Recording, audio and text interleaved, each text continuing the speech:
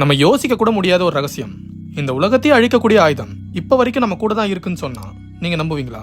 அசோகா சக்கரவர்த்தியோட காலத்துல கலிங்கா போர்ல லட்சக்கணக்கில் மனிதர்கள் உயிரிழந்தாங்க. அந்த கொடுமைகளை பார்த்த அசோகா ஒரு முடிவெடுத்தாரு. இந்த உலகத்தையே அழிக்கக்கூடிய அறிவுகள் தப்பான கைகள்ல போனா இந்த உலகமே அழியும்னு உலகத்துல இருக்கிற எல்லா முன்னோடி அறிவையும் 9 புத்தகங்களா சேகரிச்சு அதோட அந்த புத்தகங்களை பாதுகாக்க 9 பேர் கொண்ட ஒரு ரகசிய குழு உருவாக்குறாரு. அப்படிதான் 9 அன்னோன் மென் சொல்லப்படுறவங்களோட ரகசியம் தொடங்குது.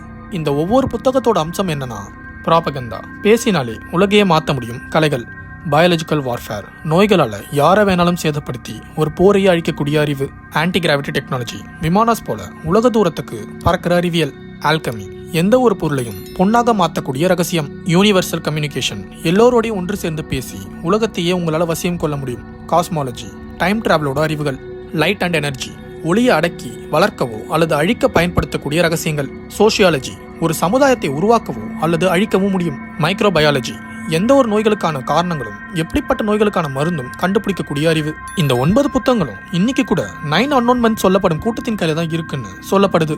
ஒருவேளை இந்த புத்தகங்கள் இன்னமும் இருந்து அது உங்க கைகளில் கிடைச்சா நீங்க என்ன பண்ணுவீங்க?